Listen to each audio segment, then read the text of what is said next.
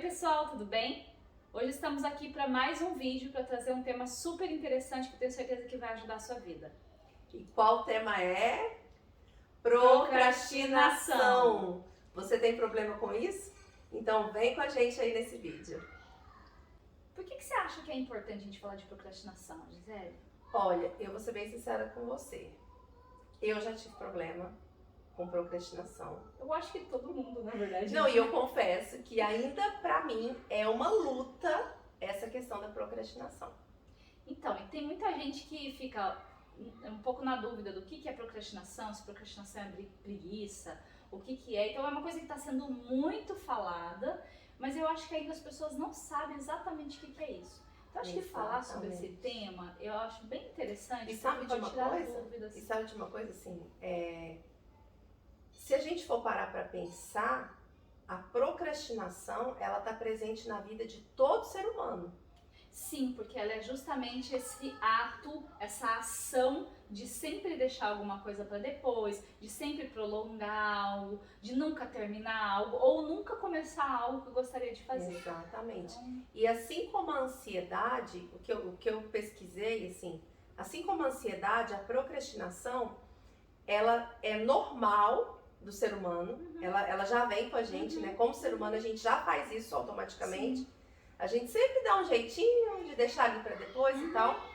Porém, existe um limite da procrastinação normal, da procrastinação que já passa a ser uma procrastinação patológica.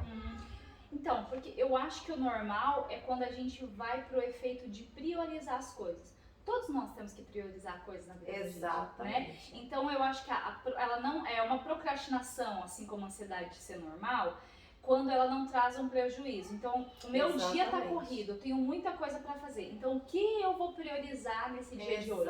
Isso é algo normal, não é procrastinar. Às vezes eu sei que eu tenho que fazer, mas eu deixo para amanhã. Não é porque eu tô sempre empurrando com a barriga, mas é porque hoje eu estou priorizando fazer algumas coisas. Exatamente. Então eu acho que isso, por exemplo, vou dar um exemplo assim, prático da minha vida.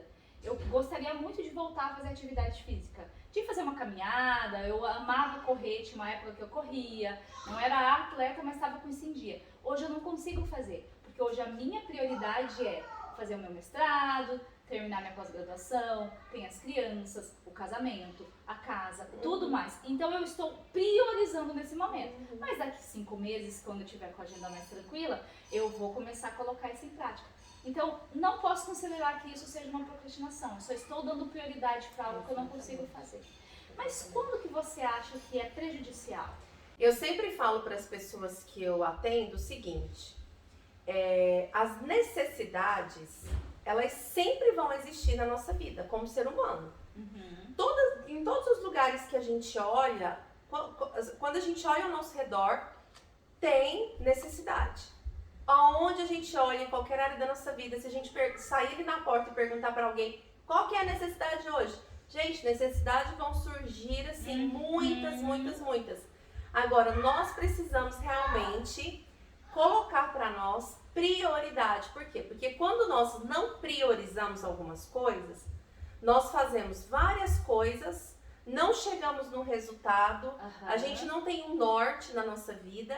E o que acontece? No final do dia, a gente acaba tendo aquela sensação, sabe, ruim, aquela sensação de desconforto, né? Então, eu tenho várias pessoas assim que chegam no final do dia e falam assim: nossa, parece que eu fui tão improdutivo, parece que eu fiz tanta coisa, parece que eu supri tantas necessidades, mas não cheguei a lugar nenhum.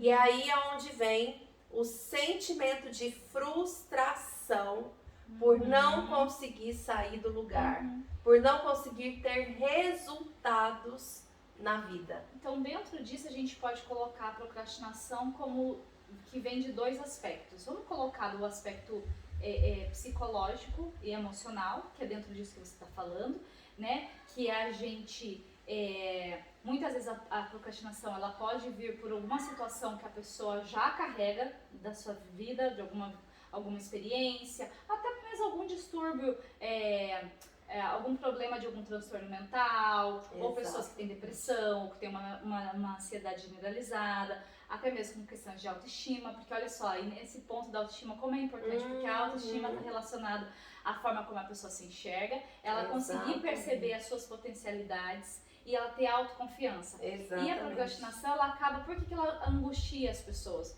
Justamente por conta dessa questão, que a pessoa se vê numa situação que ela não consegue fazer o que ela gostaria, e ela acaba, ou às vezes porque ela se sabota, por conta das suas questões emocionais, ou porque daí ela se sente mal por ela não estar conseguindo realizar o que ela gostaria. Ela sabe o que ela tem que fazer, mas ela não consegue fazer, ela não consegue executar. Isso, e ela até mesmo às vezes sabe que ela tem potencialidade, capacidade de fazer, e por ela saber que ela tem a capacidade de conseguir fazer e ela não faz, ela se sente mal. Acho que esse seria o aspecto mais psicológico. E o aspecto fisiológico, que daí é um pouquinho mais complicado, até para se diagnosticar, que são de pessoas que têm alguma questão relacionada a alguma lesão no pré-frontal. Né, que o pré-frontal, ele é a parte do nosso cérebro relacionada à tomada de decisão, a gerenciamento de emoção. Então, olha só, sempre vai cair também no aspecto emocional. E sabe que tem muitos estudos científicos que estudam a procrastinação. Na Pensilvânia mesmo tem uma universidade que estuda os cérebros, as regiões do cérebro que são relacionadas à questão da procrastinação. E eles conseguiram perceber que é justamente aonde, qual que é a área do cérebro que é afetada? Normalmente a amígdala, que é onde está fazendo o registro da informação e ajuda a pessoa a regular a sua parte emocional, onde que ela registra o estímulo que ela está tendo e ela dá significado para aquilo. Então, volta de novo para o aspecto emocional. Muitas situações da questão da procrastinação está muito relacionado também à infância da pessoa. Sim. São questões assim que vêm desde a infância. E aí a gente precisa fazer, eu falo sempre assim, gente, que cada caso é um caso. Cada pessoa, ela vai trazer uma demanda diferente. Por isso que o trabalho que a gente faz é individual, né? Porque a gente precisa saber ali a história da pessoa, as crenças centrais da pessoa, o que a pessoa acredita, o porquê que você não consegue fazer tais coisas. Eu mesmo na minha vida, eu tive que fazer essa autoanálise, né? Do porquê que eu não conseguia, o porquê que eu tanto me sabotava, né?